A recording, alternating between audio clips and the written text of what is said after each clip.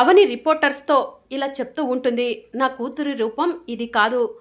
నా కూతురు వల్లే ఈ ఊరి సమస్య పోతుందని ఈ ఊరి పంతులు గారు చెప్పడంతో నా కూతురు అక్షయ రూపాన్ని మార్చుకొని నేను నా కూతుర్ని ఇక్కడికి తీసుకొచ్చుకున్నాను.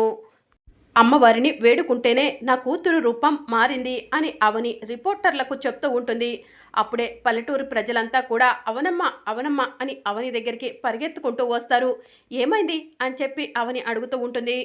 మన ఊరి దేవుడి చెట్టు అయిన రావి చెట్టు బాగా ఊగుతుందమ్మా అని పల్లెటూరి ప్రజలు చెప్తూ ఉంటారు. చెట్టన్నాక గాలికి ఊగకుండా ఉంటుందా ఏంటి అని కృష్ణబాబు అంటాడు. ఆ విషయం మాకు కూడా తెలుసు బాబు. గాలి లేకుండానే చుట్టుపక్కల ఏ చెట్టు ఎలాంటి కదలిక లేకుండానే రావి చెట్టు మాత్రమే ఊగుతుంది అవనమ్మా అని పల్లెటూరి ప్రజలు అవనికి చెప్తూ ఉంటారు. పదండి వెళ్ళి చూద్దాం అని చెప్పి అవని అంటుంది. ఇక అందరూ కలిసి రావి చెట్టు దగ్గరకు వెళ్తారు. ఎప్పుడు కూడా ఇలా జరగలేదే, ఎందుకని సడన్గా రావి చెట్టు ఇంతలా ఊగుతుంది అని అవని జగన్నాథాన్ని అడుగుతూ ఉంటుంది. ఏమోనమ్మా, అదే మాకు కూడా అర్థం కావట్లేదు అని చెప్పి జగన్నాథం చెప్తూ ఉంటాడు. స్వామీజీని కూడా రమ్మని కబురు పంపించాను. స్వామీజీ వస్తే కానీ ఏ విషయం అన్నది తెలియదు అని చెప్పి జగన్నాథం చెప్తూ ఉంటాడు. అప్పుడే స్వామీజీ వస్తారు. స్వామీజీ, ఏంటి ఈ వింత? ఊరిలో ఎలాంటి గాలి రావట్లేదు, ఏ చెట్టు కదలను కూడా కదలట్లేదు, కేవలం రావి చెట్టు మాత్రమే కదులుతుంది. దీనికి కారణం ఏంటి అని చెప్పి అవని స్వామీజీని అడుగుతూ ఉంటుంది. చెప్తాను ఉండండి అని స్వామీజీ కింద కూర్చొని కళ్ళు మూసుకుంటారు. కాసేపటి తరువాత ఒక్కసారిగా కళ్ళు తెరిచి ఊరికి పెద్ద ప్రమాదం రాబోతుంది. ఇన్ని రోజులు పంట పొలాలు నాశనమయ్యాయి, మనుషులు చచ్చిపోయారు. కానీ అంతకు మించి పెద్ద విపత్తు రాబోతుంది. ఇప్పుడు రాబోతున్న విపత్తుతో ఊరంతా కూడా వల్లకాడి అవబోతుంది. ఊరిలో ఒక్కరైనా బ్రతికుంటారా లేదా అన్న అనుమానం వస్తుంది. ఊరి నిండా కూడా నిప్పుల వర్షం కురవబోతుందా అన్నట్టు అనిపిస్తుంది అని స్వామీజీ చెప్తూ ఉంటారు. భయపడుతున్నారు కదా, మీరు ఇంకా భయపడాలి అని వసీకర కోటలో కూర్చొని మనసులో అనుకుంటూ తన మంత్రశక్తితో చెట్టు సగభాగం నలుపు రంగులోకి మారేలా చేస్తుంది. స్వామీజీ అటు చూడండి, ఇప్పటి వరకు చెట్టు ఊగటం మాత్రమే జరిగింది, ఇప్పుడేమో చెట్టు సగభాగం నలుపు రంగులోకి మారింది అని చెప్పి అవని అంటుంది. ఆ నలుపు రంగు కిందికి వస్తున్న కొద్దీ ఊరు వల్లకాడి అవబోతుంది అని స్వామీజీ చెప్తూ ఉంటారు. స్వామీజీ, మరి ఈ సమస్యకు ఎలాంటి పరిష్కారం లేదా అని చెప్పి అవని అడుగుతూ ఉంటుంది. ఊరికి విపత్తు రాబోతుంది, ఊరిలో నిప్పుల వర్షం కురవబోతుంది, ఊరిలో ఉన్న వాళ్ళంతా చచ్చిపోతారని స్వామీజీ చెప్తుంటే సమస్యకు పరిష్కారం కావాలని అడుగుతావేంటే అవని? పదండి, అందరూ దిష్టి బొమ్మల్లా ఇలానే నుంచొని చూస్తారా? పదండి ఈ ఊరు నుంచి వెళ్ళిపోదాం అని నిహారిక వసంత అంటూ ఉంటారు. ఇప్పటి వరకు రిపోర్టర్కి ఈ ఊరి కోసం మేము చాలా చేశామని గొప్పగా చెప్పుకున్నారు, భయపడి పారిపోవటమేనా ఊరి కోసం చాలా చేయటం అంటే అని పెద్దిరాజు అంటూ ఉంటాడు.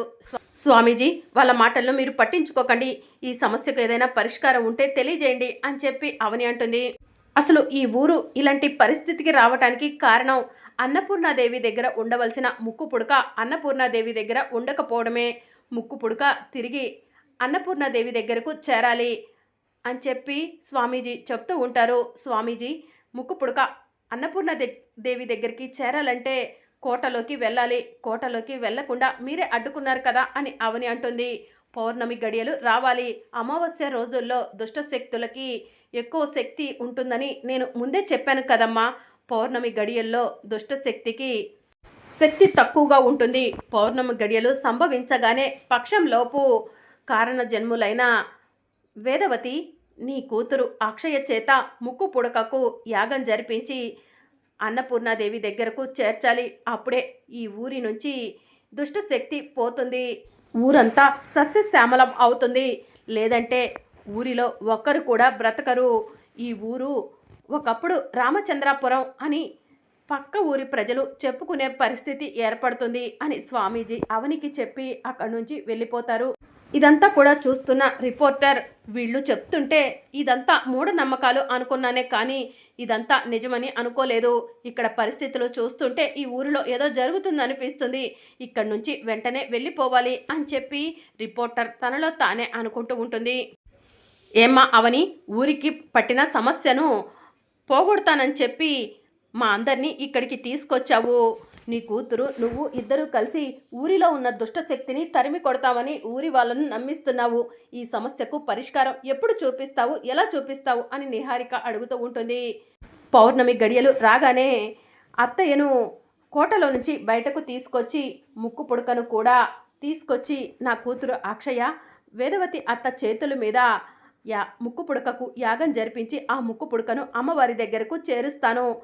అవసరమైతే ఈ ఊరి కోసం ప్రాణత్యాగానికైనా కూడా వెనకాడను అని అవని పల్లెటూరి వాళ్ళ ముందు చెప్తూ ఉంటుంది.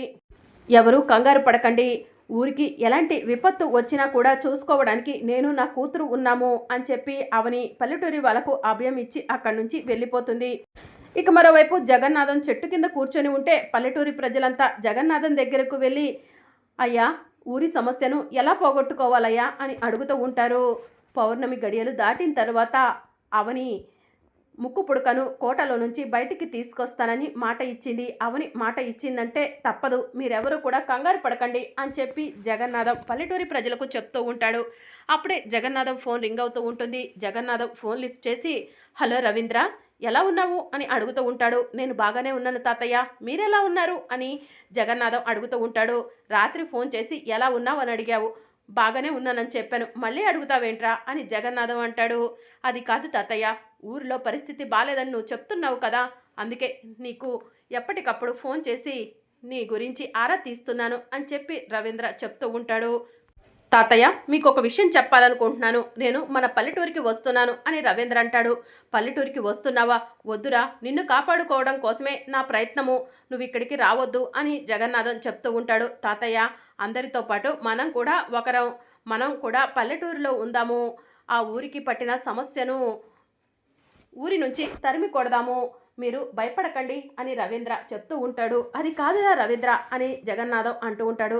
తాతయ్య, ఇక మీరు ఏం చెప్పినా కూడా నేను వినను, నేను పల్లెటూరికి వస్తున్నాను, ఉంటాను, బై బై అని చెప్పి రవీంద్ర ఫోన్ కట్ చేస్తాడు. ఇక మరోవైపు అవని ఇంటికి వచ్చిన రిపోర్టర్లు ఇద్దరికీ కూడా కాఫీ ఇస్తూ ఉంటుంది. మా ఊరిలో ఉన్న దుష్టశక్తి గురించి ఇప్పటికైనా మీకు అర్థమైందా?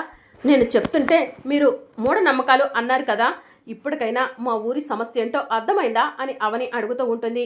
మా ఆయనకు అర్థమైందో లేదో నాకైతే తెలియదు, కానీ నాకైతే బాగా అర్థమైంది. ఇక్కడ ఎక్కువ రోజులు ఉంటే ప్రాణాపాయం అని కూడా అర్థమవుతుంది. వెంటనే ఇక్కడి నుంచి వెళ్ళిపోదామండి అని లేడీ రిపోర్టర్ తన హస్బెండ్తో చెప్తూ ఉంటుంది. నువ్వు వెళ్తే వెళ్ళు, నేనైతే రాను. ఈ ఊరిలో జరుగుతుందంతా కూడా క్యాప్చర్ చేస్తాను. మన బాస్కి ఈ వీడియో ఇస్తే మనకి పెద్ద ఉద్యోగాలు ఇస్తారు, శాలరీ పెంచుతారు అని చెప్పి అతను అంటూ ఉంటాడు. మీకు చెప్పాల్సింది చెప్పాము, మీరు అసలే మా ఊరికి సంబంధించిన వాళ్ళు కాదు. దుష్టశక్తి మీ పైన కోపం ద్వేషంతో ఉంటుంది, మీ పైన అఘాయిత్యం చేయటానికి కూడా వెనకాడదు. మీ మంచి కోరే చెప్తున్నాము అని అవని అంటుంది. అవునండి, మీరు వెళ్ళటమే మంచిది అని శ్రీకర్ ప్రసాదరావు కూడా చెప్తూ ఉంటారు. దుష్టశక్తి అనేది లేదు, మీరంతా మూఢనమ్మకాల్లో బ్రతుకుతున్నారని చెప్పి నేను క్యాప్చర్ చేసి ఇదంతా కూడా ప్రపంచానికి తెలిసేలా చేస్తాను. మీరు ఎన్ని చెప్పినా కూడా నేను వినను అని చెప్పి రిపోర్టర్ చెప్తూ ఉంటాడు. దయచేసి చెప్పేది విను బాబు, నీ ప్రాణాలను నిలుపుకోవాలంటే నువ్వు ఇక్కడి నుంచి వెళ్ళిపో, లేదంటే ఆ దుష్టశక్తి మొదటగా అటాక్ చేసేది నిన్నే అని ప్రసాదరావు చెప్తూ ఉంటాడు. ఏమండి, గొప్పలకి పోవద్దండి, వెళ్దాం రండండి అని చెప్పి లేడీ రిపోర్టర్ తన హస్బెండ్ని తీసుకొని వెళ్తూ ఉంటుంది. అప్పుడు రిపోర్టర్ దెయ్యాల కోట వైపు వెళ్తూ ఉంటాడు. ఏమండి, మీకు ఎన్నిసార్లు చెప్పాలండి, కోట వైపు కాకుండా ఇంకొక వైపు దారి ఉందని, ఆ దారిలో సూర్యాస్తమయం అయ్యేలోపు మనం వెళ్ళిపోదామని చెప్పాను కదండి, రండండి వెళ్దాం అని చెప్పి లేడీ రిపోర్టర్ తన హస్బెండ్ని అడుగుతూ ఉంటుంది. ఈ కోటలో ఏం జరుగుతుందో నేను తెలుసుకోవాలి, ఊరి వల్ల భయాలను ఆందోళనను పోగొట్టాలి అని చెప్పి అతను అంటూ ఉంటాడు. మీకు పిచ్చి పట్టిందా ఏంటండి, రండి వెళ్దాం అని లేడీ రిపోర్టర్ తన హస్బెండ్ని లాక్కొని వెళ్తూ ఉండగా, కనీసం కోటని ఒక 4 ఫోటోలన్నా తీసుకొనివ్వు అని చెప్పి అతను ఫొటోస్ తీసుకుంటూ ఉంటాడు. మరోవైపు వసీకర నిద్రలో ఉంటుంది.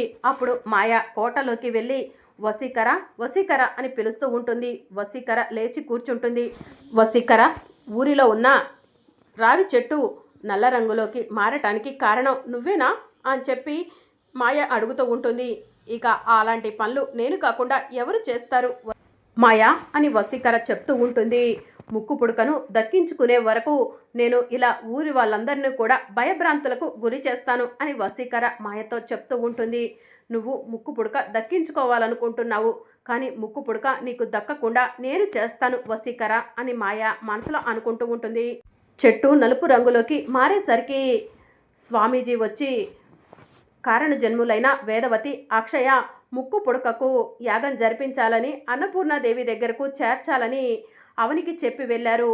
అవని పౌర్ణమిలోపు వేదవతిని కాపాడి అక్షయ వేదవతి చేతుల మీద ముక్కు పుడకకు గుడిలో యాగం జరిపించి అన్నపూర్ణాదేవి దగ్గరకు చేరుస్తానని ఊరి అందరిలో చెప్పింది అని చెప్పి మాయ వశీకరకు చెప్తూ ఉంటుంది. ముక్కు పుడక ఎవరికి దక్కనివ్వను, అది నాకు మాత్రమే సొంతం అని వశీకర మాయతో చెప్తూ ఉంటుంది. ఇక మరోవైపు రిపోర్టర్లిద్దరూ కూడా కోటలోకి అడుగు పెట్టబోతూ ఉండగా కోట బయట మంటలు వస్తూ ఉంటాయి. మంటలను చూసిన లేడీ రిపోర్టర్, కావాలంటే ఇలాంటి వీడియోలు బ్రతికుంటే చాలానే తీసుకోవచ్చు, కోటలోకి వెళ్ళొద్దు, వెళ్ళిపోదాం పద అని చెప్పి తన భర్తని తీసుకొని కోట దగ్గర నుంచి వెళ్ళిపోబోతూ ఉండగా మాయ కోటలో నుంచి బయటికి వస్తూ ఉంటుంది. రిపోర్టర్ ఇద్దరూ కూడా మాయను చూస్తారు. రేపు రాబోయే అప్కమింగ్ ఎపిసోడ్లో కోట బయట రిపోర్టర్లిద్దరూ కూడా రక్తం కక్కుకొని చచ్చిపోయి ఉంటారు.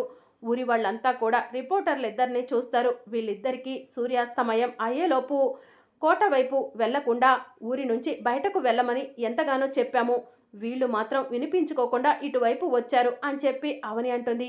వీళ్ళిద్దరి చావు చూస్తుంటే ఎందుకో నాకు అనుమానంగా ఉంది అని జగన్నాథం అంటాడు. వీళ్ళిద్దరూ ఎలా చనిపోయారో నేను చెప్పనా అని మాయ అంటుంది.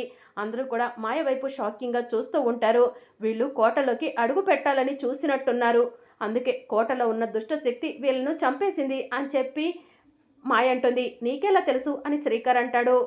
రాత్రి 7 గంటల సమయంలో వీళ్ళు కోటలోకి వెళ్ళాలని ప్రయత్నించటం నేను చూశాను అని చెప్పి మాయ అంటుంది. ఈ ఊరి వాళ్ళే 5 గంటల తర్వాత కోట వైపు రావటానికి భయపడుతున్నారు, నువ్వు మాత్రం కోట వైపు ఎందుకు వచ్చావు మాయా అని చెప్పి శ్రీకర్ అడుగుతూ ఉంటాడు.